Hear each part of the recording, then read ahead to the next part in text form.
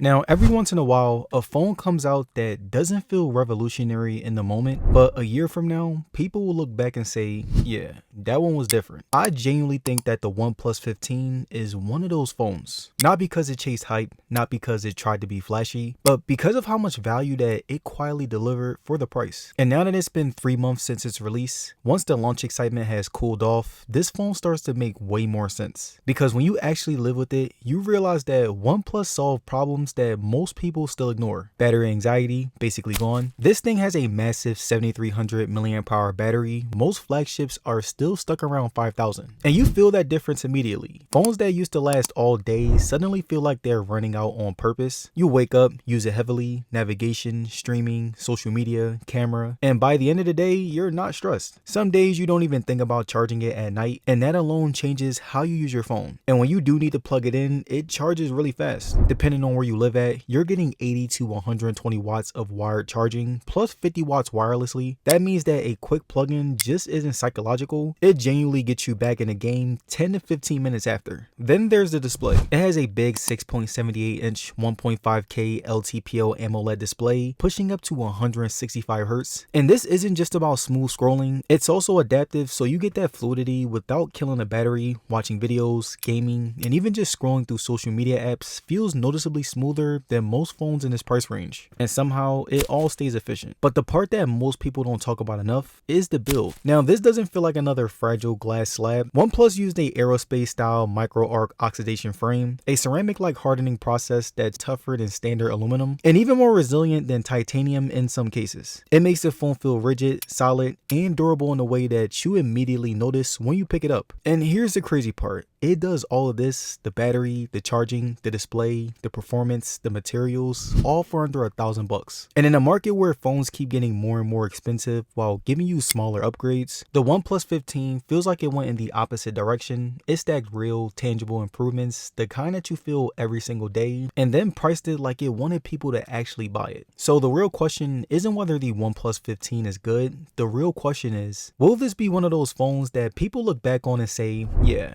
that was the one everyone else had to catch up to? And again, now that it's been 3 months and the hype is gone, let's talk about what this phone is actually like to live with. Now, before this turns into a love letter, let me be clear about something. No phone is perfect, and the OnePlus 15 is no exception. After 3 months of daily use, there have been a few things that started to show through the cracks, literally and figuratively. And one of the biggest talking points at launch was the build, specifically that scratch-resistant back, and at first, it honestly felt impressive. You could run a key across it, wipe it off, and it looked untouched. It felt like OnePlus finally cracked the code. After months of going in and out of my pocket, being sat down on different tables, different surfaces, in different environments, the reality really did set in. And as you can see right here, permanent scratches and smudges started to show. Nothing too catastrophic, but definitely noticeable. And don't get me wrong, I still like the material, and I respect OnePlus for trying something different, but this version of it, it's not at its peak yet. And it did work for the first 2 months, but as you can see right here, not for much longer. And then there's a small, frustrating software bug that I ran into more than once. Now, every now and then, while using the camera app, the shutter button would just freeze on me. You tap it, nothing happens, and the only workaround was either closing the app and reopening it, or using the volume button to just take the shot. It's not a deal breaker, but when you're trying to capture a moment quickly, that hesitation does matter. And my final problem was night shots. Now, this was probably the weakest part of the phone. Compared to every other phone in this price range, low light photos just don't hold up. Details fall apart, colors get muddy, and shots often come out softer than they should. You can make it work, but you shouldn't have to fight the camera this much in 2025. But that being said though, and this is important, none of these issues truly ruin the phone experience for me. They don't make it unreliable. They just remind you that this is still a device that's made with compromises. And honestly, that's okay. Because even with these flaws, the OnePlus 15 is still an amazing phone. It delivers where it matters the most. And just like any other phone that you'd actually live with, it does have its imperfections. And that's part of the story. Now, when the OnePlus 15 first launched, it didn't feel like just another yearly upgrade. It felt like a statement. OnePlus positioned this phone as a flagship that didn't play the usual flagship games. And instead of slowly nudging specs forward and charging more, they went straight for the things that people complain about the most: battery life, charging speeds, everyday performance, and then priced it aggressively. And that's why people like myself really did pay attention. On paper, it was competing directly with phones like the Galaxy S series, Pixels, and even iPhones, but doing it in a very OnePlus way. Bigger battery, faster charging, higher refresh rate display, and less compromises for the money. And that's what really made my expectations high when it came to the OnePlus 15. This wasn't just supposed to be a good for the price phone, it was supposed to be a problem. A phone that forced other brands to explain why their flagships cost more while delivering less in key areas. And that's why the hype around the OnePlus 15 was real, not because it looked flashy, but because it looked smart. It promised a phone that focused on real world use instead of spec bragging, and that's what I liked about it. And then there's the back, and this is where the OnePlus 15 really separates itself from most phones. Now, instead of defaulting the glossy glass, OnePlus went with a material that feels way more intentional. It's smoother, more muted, and way less flashy in a good way. It doesn't scream for attention, but it also doesn't feel cheap or unfinished. And what stood out for me the most was just how practical it felt in the beginning. It didn't turn into a fingerprint magnet 5 minutes after using it. It didn't feel slippery in the hand, and it gave the phone a kind of understated confidence that you usually don't get with glass back phones. And in daily use, that made a good difference. Picking it up off of a desk, using it one-handed, and setting it down without babying it, this phone just feels easier to live with. And despite the minor scratches that you only really see when you're close up, that combined with the weight balance, it feels secure instead of fragile. And I think that was the main goal here. The back isn't about looking flashy under studio lights. It's about surviving real life without constantly reminding you to wipe it down or put a case on it. It's a different approach than most flagships that I've ever seen, and even though it's not perfect, it's very refreshing to see OnePlus try something that actually changes how the phone feels in day-to-day usage. Now, the display was one of those things that you notice immediately and then stop thinking about, which is usually a good sign. Day-to-day, this screen feels premium. It's big, it's sharp, and at this size, the resolution just works. Text looks clean, videos look detailed, and nothing ever feels soft or stretched. And I never had moments where I thought, yeah, this needs more pixels. But where the OnePlus really stands out is smoothness. Scrolling on this phone feels fast in a way that you actually notice, not spec sheet fast, but real everyday smooth.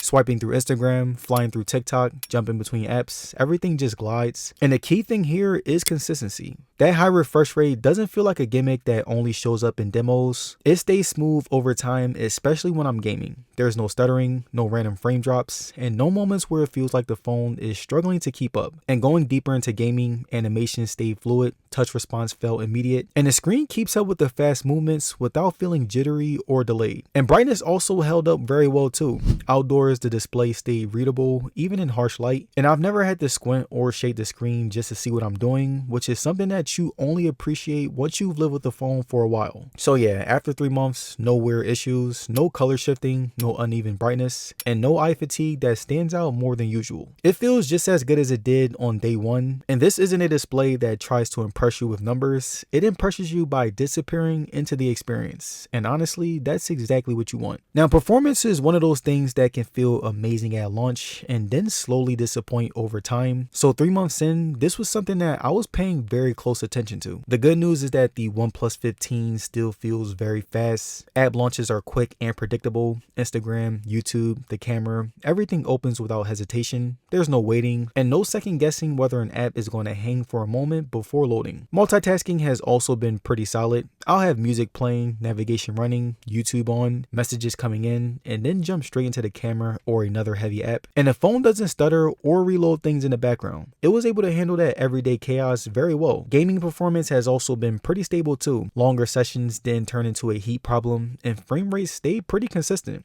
Yes, the phone does warm up because it's doing real work, but it never hit that uncomfortable level or starts throttling in a way that you can feel. And for me, that was the big difference here. Instead of chasing peak performance numbers, the OnePlus 15 focuses on staying smooth over time. No sudden dips, no random stutters, and no moments where you think, okay, something's off. And honestly, that was exactly what I was hoping for after 3 months. Compared to launch, the experience hasn't changed much, which is a really good thing. And performance didn't fall off. It didn't get worse after updates. And if anything, it feels a little bit more refined than it did on day one. But alright, let's be honest. This is the reason that most people even look at the OnePlus 15. Now, battery life isn't just good here, it literally changes how you use your phone. On a normal day, messages, social media, music, some YouTube, a little navigation, I don't really think about charging at all. I wake up, use the phone all day, and I still have battery left at night, not barely surviving, but very comfortably. On heavier days, whether I'm pushing it harder with GPS, camera use, or longer screen on time, it still holds up very well. I'm not scrambling for a charger by dinner, and that's not something that I can say about most phones in this category or even at this price. Compared to most quote-unquote normal phones, the ones around 5,000 mAh, the difference is obvious. Those phones usually give me 1 day max, but with the OnePlus 15, I'm often reaching 2.5 days. And another thing is that OnePlus claims that this new battery tech is more efficient and more energy dense, and whether you care about the chemistry or not, you feel the result in real life. This phone just goes and it keeps going. And what locks me in even more is the charging, because even after a long time and you do run it down, charging doesn't feel like a chore.